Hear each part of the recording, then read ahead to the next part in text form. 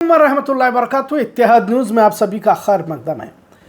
आज का मौजू बहुत हटकर है, आखिर तक बने रहिए, वीडियो बहुत अच्छी होने वाली है।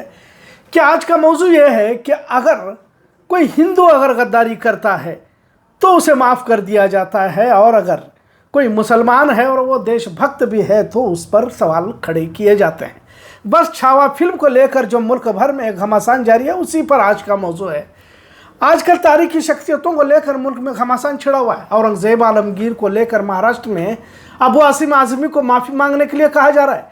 कल गोवा में भी अबू असीम आज़मी के बेटे को हिरासा किया गया, यहाँ तक पुलिस थाने ले जाया गया। मतलब अब देश में भीड़ तंत्र का दबाव देखने को मिल रहा है, पर कुछ सियासी हकाइक को भी समझने की जरूरत है। यकीनन भारत में आधी सदी से ज़्यादा हुकूमत अकेले औरंगजेब आलमगीर ने की है। इनकी हुकूमत करने का तरीका हुकूमत को वसी करने के हरबे और ज़िंदगी के आखिरी 27 साल भी जंगी मंसूबे बनाने में ही गुजरे। औरंगजेब आलमगीर की उम्र 28 से 90 के दरमियान मर्ज में मुब्तला होकर मौत हो गई। तकरीबन 90 साल की उम्र में भी 5 वक्त की नमाज अदा किया करते थे।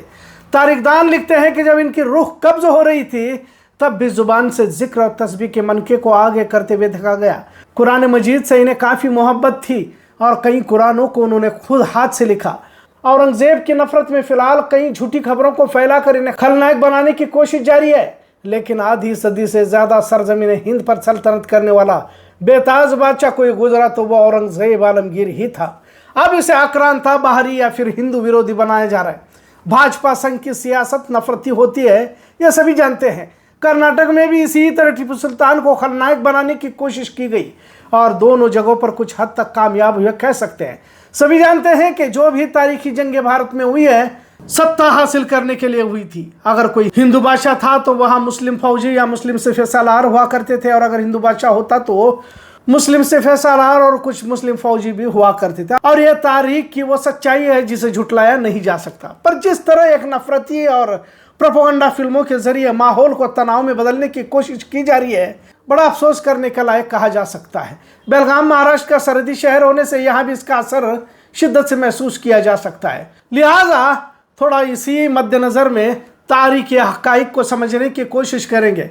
अगर औरंगजेब की तरफ या औरंगजेब को अच्छा कहने वालों को देश विरोधी, हिंदू विरोधी कहा जा रहा है, तो फिर जिन हिंदुओं ने औरंगजेब का साथ देकर उन्हीं के संभाजी महाराज के कत्ल को अंजाम दिया, उनके लिए क्या कहा जाएगा?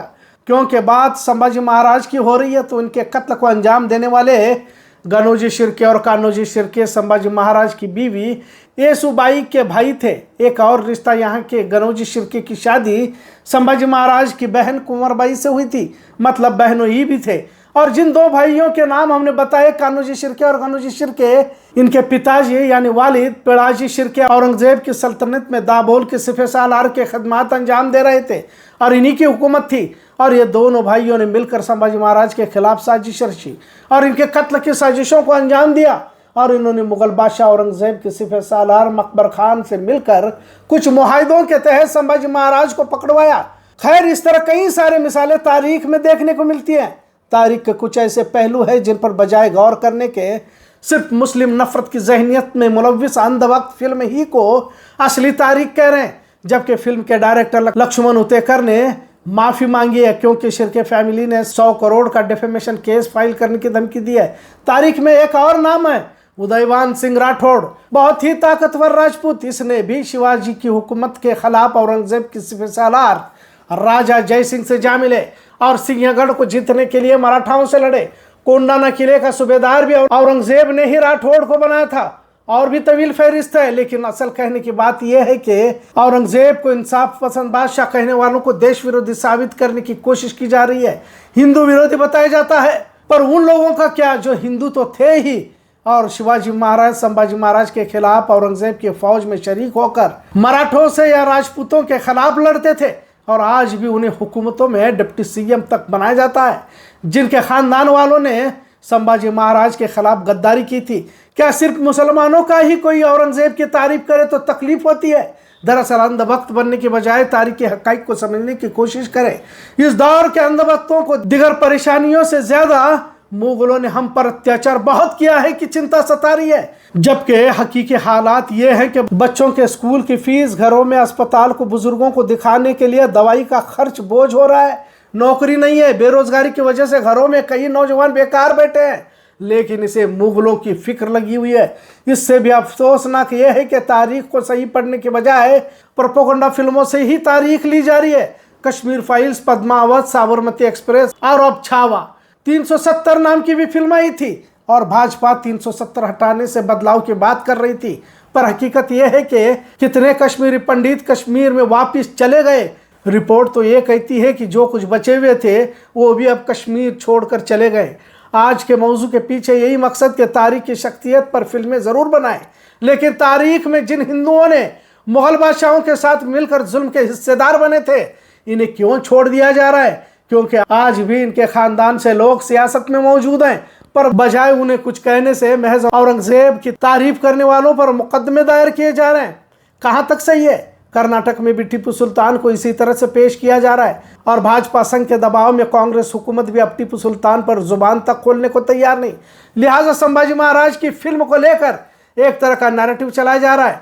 अब तो तारीख ही को बदली जा रही है और आज के नौजवानों को तो किताबें पढ़ने का शौक है ही नहीं।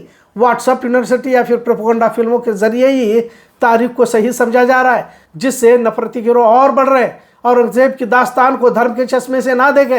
यकीनन औरंगजेब आलमगीर मजहबी बादशाह था, पर कई मंदिरों को इसने इमदाद भी की है। औरंगजेब की फौज में 35% फौजी हिंदू राजपूत हुआ करते थे और यह भी कहना कि संभाजी महाराज को मजहब तब्दील करने के लिए कहा और न करने पर जान से मार दिया, क्योंकि अगर इस तरह मजहब तब्दीली को लेकर ज्यादती करने वाला बादशाह था तो फौज में 35% हिंदू और राजपूत क्यों हुआ करते थे?